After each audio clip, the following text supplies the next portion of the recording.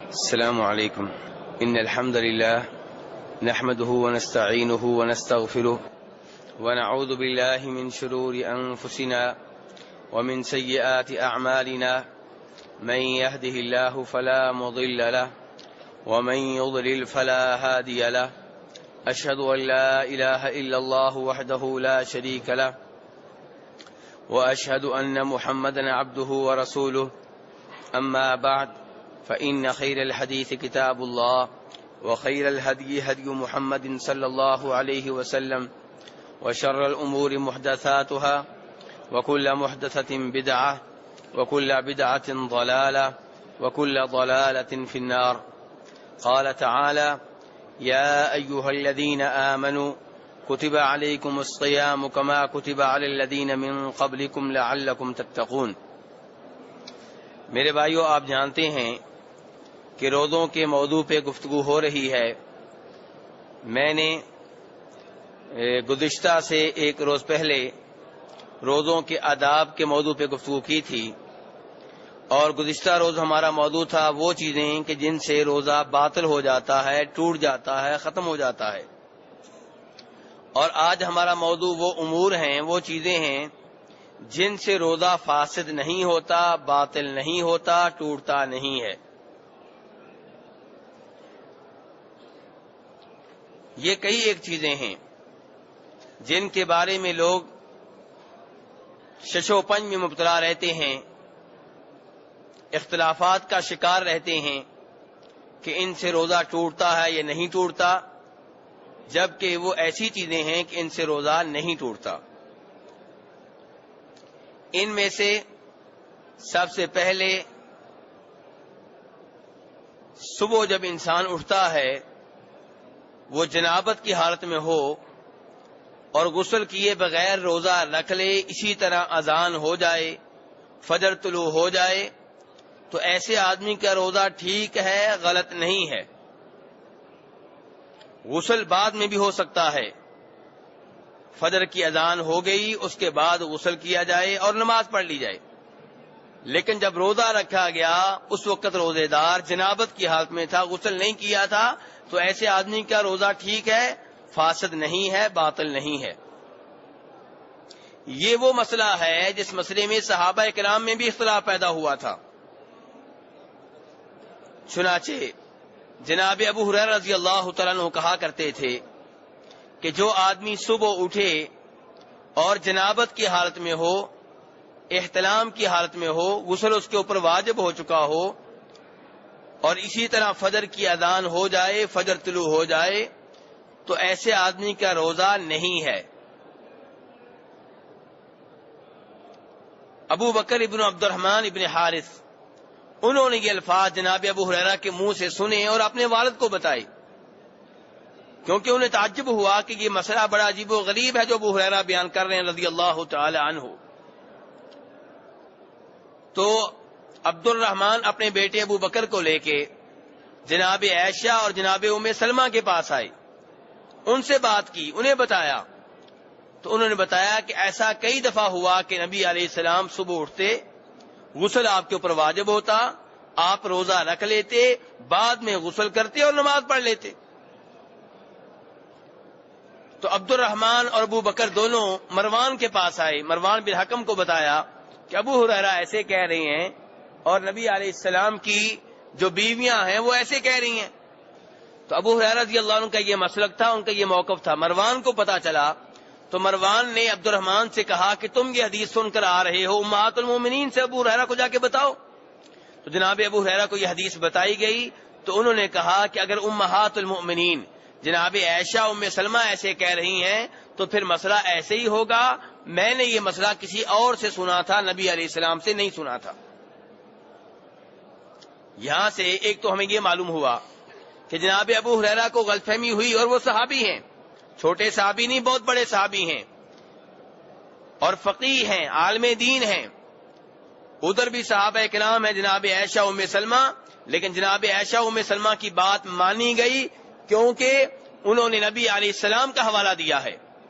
تو اس سے یہ بھی پتا چلا کہ بڑے سے بڑے علماء کرام کے مابین، بڑے بڑے اماموں کے مابین، بڑے بڑے بزرگوں ولیوں کے درمیان جب اختلاف پیدا ہو جائے تو فیصلہ کہاں سے ملے گا؟ نبی علیہ الصلوۃ والسلام سے ملے گا. اور علماء کرام میں سے کسی ایک کو غلط فہمی ہو سکتی ہے، غلطی لگ سکتی ہے. جو معصوم ہے وہ صرف نبی علیہ الصلوۃ والسلام ہے. اسی بارے میں ایک اور حدیث آپ کے سامنے رکھنا چاہوں گا. اس میں ہمارے مسئلے کا حل بھی موجود ہے اور ایک اور بہت بڑے مسئلے کی طرف اشارہ بھی ہے. یہ حدیث تو بیان کرنے لگا ہوں، اسے امام مسلم اور امام ابو داؤد رحمہ اللہ یہ دونوں اپنی اپنی حدیث کی کتابوں میں ذکر کرتے ہیں. حدیث کو بیان کرنے والی میری اور آپ کی ماں جناب عائشہ رضی اللہ عنہا ہیں. حوالہ کس کتاب کا دیا میرے بھائیو؟ مسلم شریف کا، ابو داؤد کا. مسلم شریف کا حوالہ ذہن میں رکھنا ہے آپ نے. جناب عائشہ فرماتی ہیں کہ نبی علیہ السلام دروازے میں کھڑے ہوئے تھے. ایک آدمی آپ کے پاس آیا اور مجھے بھی آواز آ رہی تھی. یہ کون کہہ رہے ہیں کہ مجھے بھی آواز آ رہی تھی؟ جی جناب عائشہ کہہ رہی ہیں. سوال کرنے والے نے سوال پوچھا اور کہا کہ نبی علیہ السلام میں کئی دفعہ صبح اٹھتا ہوں، میرے اوپر غسل واجب ہوتا ہے، جنابت کی حالت میں ہوتا ہوں اور میرا دل چاہتا ہے کہ میں روزہ رکھ لوں لیکن ابھی غسل نہیں کیا ہوتا. تو نبی علیہ السلام نے فرمایا کئی دفعہ ایسے ہوتا ہے، میں صبح اٹھتا ہوں، میرے اوپر غسل واجب ہوتا ہے تو میں روزہ رکھ لیتا ہوں، جبکہ میں نے غسل نہیں کیا ہوتا، غسل بعد میں کرتا ہوں. اب نبی علیہ السلام نے اس آدمی کے سوال کے جواب میں ہاں نہ میں جواب نہیں دیا، بلکہ یہ کہا کہ یہ کام تو میں بھی کرتا ہوں. اس کا کیا مطلب تھا؟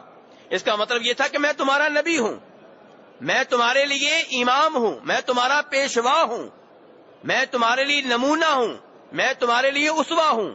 تو میں یہ کام کرتا ہوں تو تم بھی کر سکتے ہو، کیونکہ اللہ تعالی نے قرآن پاک میں کیا کہا ہے کہ لقد کان لکم فی رسول اللہ اسوۃ حسنہ، کہ نبی علیہ السلام کی زندگی میں تمہارے لیے بہترین نمونہ ہے. لیکن اس صحابی نے آگے سے وہ جملہ کہہ دیا جو آج کل بھی کئی بھائی کہہ دیتے ہیں اور نبی علیہ السلام اس پہ ناراض ہو گئے. اس صحابی نے آگے سے کہا انک لست مثلنا، نبی علیہ السلام آپ ہماری طرح تو نہیں ہے نا. قد غفر اللہ لک ما تقدم من ذنبک وما تاخر، اللہ نے آپ کی اگلی پچھلی ساری لغزشیں معاف کر دی ہیں. آج بھی کئی بھائیوں کو مسئلہ پوچھے نا تو آگے سے ہم کہیں اللہ کے رسول نے یہ کام کیا، کہتے نہیں جی اللہ کے رسول کو چھوڑو، آپ کی تو بات ہی اور ہے. میرے بھائیوں اگر نبی علیہ السلام کی طرف ہم نے نہیں دیکھنا تو کس کو دیکھیں گے؟ پھر کس کو دیکھیں گے؟ مثلا آپ کو چند ایک مثالیں دیتا ہوں. جوتے میں نماز پڑھ سکتے ہیں کہ نہیں پڑھ سکتے؟ اب اگر مجھ سے کوئی مسئلہ پوچھے، میں کہوں گا نبی علیہ السلام نے کام کیا ہے، وہ کہے گا چھوڑو جی نبی علیہ السلام کی تو بات اور ہے، ہم آپ کو مل سکتے ہیں. بھئی ہم یہ مانتے ہیں کہ مقام و مرتبہ کے لحاظ سے، شان اور فضیلت کے لحاظ سے نبی علیہ السلام کی بات اور ہے، لیکن شریعت جو ہمارے لیے ہے وہی نبی علیہ السلام کے لیے ہے. جہاں کہیں پہ آپ کے لیے مسئلہ الگ تھا شریعت نے بتا دیا، جہاں نہیں بتایا وہاں پہ جو حکم عام آدمی کے لیے ہے وہی نبی علیہ السلام کے لیے ہے. اور اسی لیے قرآن پاک کہتا ہے مسلمانوں سے کہ اپنے نبی کو دیکھو، جو نبی نے کیا ہے کرو، جو نبی نے دیا ہے لے لو، جو نبی نے نہیں کیا نہ کرو. اور اگر آگے سے ہم یہ کہنا شروع کر دیں ہر مسئلے میں جی نبی اسلام کی تو بات اور ہے، تو پھر ہم نے کس کی طرف دیکھنا ہے؟ کون ہے ہمارا نمونہ؟ پھر کتنا غلط یہ جملہ ہے جو کہا جاتا ہے کہ جی نبی علیہ السلام کی بات اور ہے، ان کے گویا کہ آپ کے لیے شریعت اور ہے. ہاں چند ایک مسائل ہیں تھوڑے سے، ان میں آپ کو خاص رکھا گیا ہے اور وہ اللہ نے وعدے کر دیا ہے. جیسے شادیوں کا مسئلہ ہے، عام امتی کو 4 شادیاں کی اجازت ہے، 4 شادیوں کی اور آپ نے 4 سے زائد کر رکھی تھی، اور اس کی اجازت اللہ نے دی ہے، قرآن پاک میں ذکر ہے، نبی علیہ السلام نے بھی بتایا ہے. باقی جو معاملات ہیں جن میں آپ خاموش ہیں، ان میں جو حکم نبی علیہ السلام کا ہے وہی آپ کے امتی کا ہے. تو نبی علیہ السلام ناراض ہوئے، مسلم شریف کی حدیث ہے، اور آپ نے آگے سے کیا کہا؟ کہا اما واللہ انی لارجو ان اکون اخشاکم للہ واعلمکم بما اتبع وفی روایت واعلمکم بما اتقی. آپ کیا فرما رہے ہیں آگے سے؟ اب صحابی جب یہ کہہ رہے ہیں کہ آپ کی بات اور ہے، اس کا دوسرے لفظوں میں مطلب کیا ہوا اس کا مطلب یہ ہوا کہ آپ یہ کام کر رہے ہیں، ہو سکتا ہے جائز نہ ہو، آپ تو بڑے ہیں اس لیے، یہی اس کا مطلب نکلتا ہے نا. یعنی کہ آپ جنابت کی حالت میں اٹھتے ہیں، غسل نہیں کرتے، پھر بھی روزہ رکھ لیتے ہیں، تو نبی علیہ السلام سے گویا کہ وہ صحابی کہنا چاہتے ہیں کہ آپ کی تو شان بڑی بلند ہے، آپ کا مقام تو بڑا بلند ہے، آپ یہ کام کر لیتے ہیں، آپ کی بات اور ہے، یعنی کہ یہ کام ہے صحیح نہیں ہے لیکن آپ کر لیتے ہیں، آپ کی بات اور ہم تو نہیں کر سکتے نا. تو نبی علیہ السلام نے آگے سے کیا جواب دیا؟ کہا اللہ کی قسم اٹھا کے کہتا ہوں میں تم میں سے سب سے زیادہ اپنے رب سے ڈرنے والا ہوں. آپ فرما رہے ہیں میں تم میں سے سب سے زیادہ اللہ سے ڈرنے والا ہوں. وَأَعْلَمُكُمْ بِمَا أَتَّبِعُ، اور میں تم میں سے سب سے زیادہ دین کا علم رکھتا ہوں، مجھے پتا ہے کس چیز کے اوپر عمل کرنا ہے، کس چیز کو ترک کرنا ہے، کس چیز کو اختیار کرنا ہے. وَأَعْلَمُكُمْ بِمَا أَتَّقِي، کن چیزوں سے دور رہنا ہے، کون سی چیزیں حرام ہیں، میں تم میں سے سب سے زیادہ اس بات کا علم رکھتا ہوں. اگر کوئی آدمی غلط کام کرتا ہے اس کی دو وجہ ہو سکتی ہیں. نمبر ایک، اس کے پاس علم نہیں ہے، جاہل ہے. دوسری وجہ یہ ہو سکتی علم تو ہے لیکن اللہ کا ڈر نہیں ہے. تو نبی علیہ السلام فرما رہے ہیں شریعت کا علم میرے پاس تم میں سے سب سے زیادہ ہے، میں جانتا ہوں کون سا کام جائز ہے، کون سا ناجائز ہے، کون سا حرام ہے، کون سا حلال ہے، اور اللہ سے ڈرنے کے لحاظ سے بھی میں تم میں سے سب سے آگے ہوں. جتنا اللہ کا ڈر مجھے ہے تمہیں نہیں ہے. جب صورتحال یہ ہے کہ علم بھی میرے پاس زیادہ، تقوی اور اللہ سے ڈرنے بھی میں تم سے آگے، تو پھر میں ناجائز کام کیوں کروں گا؟ تو میرے بھائیوں معلوم یہ ہوا نمبر ایک کہ جو آدمی صبح صبح اٹھے، سحری کا ٹائم ہو، اذان ہونے والی ہو، غسل کا ٹائم نہ ہو، وہ سحری کھا لے، اذان ہونے کے بعد غسل کر لے، اس میں کوئی قباحت نہیں ہے، کوئی مسئلہ نہیں ہے. اور دوسرا یہ معلوم ہوا کہ مسلمانوں کو ہر مسئلے میں نبی علیہ السلام کی طرف دیکھنا چاہیے. جو کام آپ نے کیا ہے وہ جائز ہے، جس کام سے آپ دور رہے اس سے مسلمانوں کو بھی دور رہنا چاہیے. آپ سے زیادہ متقی، پرہیزگار، اللہ سے ڈرنے والا، دین کے معاملے میں احتیاط کرنے والا کوئی اور نہیں ہے. موضوع ہمارا کیا چل رہا ہے کہ وہ کون سے امور ہیں جن سے روزہ فاسد نہیں ہوتا، باطل نہیں ہوتا، روزہ نہیں ٹوٹتا. تو دوسری وہ چیز جس سے روزہ فاسد نہیں ہوگا، باطل نہیں ہوگا، وہ کیا ہے؟ اگر کوئی آدمی اپنی بیگم کو روزے کے دوران بیگم کا بوسہ لے لیتا ہے اور اس کے ساتھ لیٹ جاتا ہے، مباشرت کر لیتا ہے، اس سے روزہ نہیں ٹوٹتا. کیا دلیل ہے اس کی؟ میرے بھائیو یہ مسائل دھیان سے سننے والے ہیں. ضروری نہیں کہ آپ یہ کام کریں، میں یہ ترغیب نہیں دے رہا، لیکن مسئلے کا آپ کو علم ہونا چاہیے، کسی کو بتا سکیں، آپ مسئلے سے آگاہ ہوں. کبھی یہ کام کر بیٹھیں تو آپ کو مسئلے کا علم ہونا چاہیے. اور دین کے معاملے میں کوئی شرم و حیا نہیں ہے. جناب عائشہ رضی اللہ عنہا فرماتی ہیں، بخاری شریف کی حدیث ہے، کہتی ہیں کہ نبی علیہ السلام کئی بار میرا بوسہ لیتے اور آپ روزے کی حالت میں ہوتے. اور ابو داؤد کی روایت میں وہ فرماتی ہیں کہ کئی دفعہ آپ میرا بوسہ لیتے، میں بھی روزے کی حالت میں ہوتی، آپ بھی روزے کی حالت میں ہوتے. لیکن ساتھ ہی فرماتی ہیں کہ آپ تم میں سے سب سے زیادہ اپنے جذبات اور اپنی خواہشات پہ کنٹرول رکھنے والے تھے. وہ کیا اشارہ کر رہی ہیں؟ وہ اشارہ یہ کرنا چاہتی ہیں کہ اگر آج بھی کوئی خاوند اپنی بیوی کا بوسہ لینا چاہے لے سکتا ہے، شرط یہ ہے کہ اسے اپنے جذبات پہ کنٹرول ہو. یہ نہیں کہ بوسہ لیتے لیتے معاملہ آگے بڑھ جائے اور وہ کام کر بیٹھے جس سے روزہ فاسد ہو جاتا ہے. جناب عائشہ ساتھ ساتھ خبردار بھی کر رہی ہیں، لیکن یہ بتا دیا کہ یہ جائز ہے. اب یہاں ہو سکتا ہے کئی بھائیوں کے ذہنوں میں یہ بات بھی آئے کہ امہات المومنین ایسی باتیں جو گھر کے اندر کی باتیں باہر کیوں کیا کرتی تھی؟ میں اور آپ یہ باتیں کر سکتے ہیں باہر؟ نہیں، شریعت نے اجازت نہیں دی. لیکن جناب عائشہ کیوں کر رہی ہیں؟ کیونکہ نبی علیہ السلام کی سنت گھر کے اندر کیا تھی یہ وہ نہ بتاتی تو کون بتاتا؟ اسی لیے علماء کرام نے لکھا ہے کہ نبی علیہ السلام کی بہت زیادہ شادیوں میں ایک حکمت یہ بھی ہے کہ آپ کی بیویاں گھر کے اندر جو آپ کے طریقے ہوا کرتے تھے، آپ کی سنتیں ہوا کرتی تھیں، آپ کی عادات ہوا کرتی تھی، انہیں نقل کرنے والی آپ کی بیویاں ہیں۔ میرے بھائیوں، ہو سکتا ہے یہاں بھی کسی آدمی کے ذہن میں یہ بات آئے کہ شاید یہ عمل نبی علیہ السلام کے ساتھ خاص ہو، کیونکہ آپ نبی تھے، عام آدمی کے لیے جائز نہ ہو۔ تو میں اس بارے میں 2 حدیثیں آپ کے سامنے رکھوں گا۔ کتنی حدیثیں میرے بھائیوں؟ 2 حدیثیں، اور نبی علیہ السلام کی حدیث حوالے کے ساتھ آپ کے سامنے رکھ رہا ہوں۔ یہ علم بھی ہے، نبی علیہ السلام کی سیرت بھی آپ کے سامنے بیان کی جا رہی ہے، اور نبی علیہ السلام کی مسجد میں بیٹھ کے عبادت بھی ہو رہی ہے۔ پہلی حدیث، اسے روایت کرنے والے جناب عمر رضی اللہ عنہ ہیں، عمر فاروق نہیں، ابو سلمہ کے بیٹے عمر۔ عمر کہتے ہیں کہ نبی علیہ السلام سے ایک آدمی نے پوچھا کہ کیا روزے دار روزے کی حالت میں بیگم کا بوسہ لے سکتا ہے؟ تو نبی علیہ السلام نے جو کچھ کہا اس کا مطلب یہ تھا کہ یہ کام ٹھیک ہے، بلکہ آپ نے بتایا کہ میں بھی روزے کی حالت میں اپنی بیگم کا بوسہ لے لیتا ہوں۔ تو سوال کرنے والے نے آگے سے کہہ دیا کہ نبی علیہ السلام آپ کی بات اور ہے۔ یہاں پہ بھی یہی مسئلہ آ گیا، سوال کرنے والے نے کہہ دیا آپ کی بات اور ہے، اللہ نے آپ کی اگلی پچھلی ساری لغزشیں معاف کر دی ہیں۔ تو نبی علیہ السلام یہاں پہ بھی ناراض ہوئے، کیونکہ یہ لفظ کو اچھے لفظ نہیں ہے، کیونکہ ان کا مطلب یہ نکلتا ہے جی آپ تو ناجائز کام بھی کر لیتے ہیں کیونکہ آپ نبی ہیں، اس کا مطلب یہ نکلتا ہے۔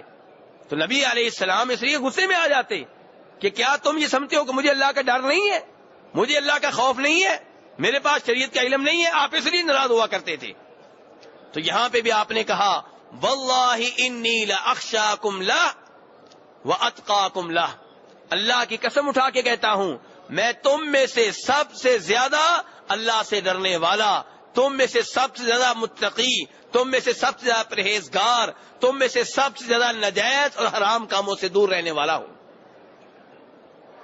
تو اگر میں یہ کام کر رہا ہوں اس کا مطلب یہ ہے کہ حرام نہیں بلکہ حلال ہے، ناجائز نہیں بلکہ جائز ہے، غلط نہیں بلکہ درست ہے۔ اور دوسری حدیث، اسے روایت کیا امام ابو داؤد رحمہ اللہ نے جناب جابر بن عبداللہ کے حوالے سے، کہتے ہیں کہ جناب عمر فاروق رضی اللہ عنہ نے نبی علیہ السلام سے کہا کہ نبی علیہ السلام میں آج بڑا خوش تھا اور میں نے خوشی کی حالت میں بیگم کا بوسہ لے لیا جبکہ روزے کی حالت میں تھا۔ تو نبی علیہ السلام نے فرمایا کہ عمر مجھے یہ بتاؤ کہ روزے کی حالت میں کلی کرنے کے لیے منہ میں پانی ڈال سکتے ہو؟ کہا جی ہاں اللہ کے رسول ڈال سکتا ہوں، اس میں کوئی حرج نہیں ہے۔ تو آپ نے فرمایا روزے کی حالت میں بیگم کا بوسہ لینے میں بھی کوئی حرج نہیں ہے۔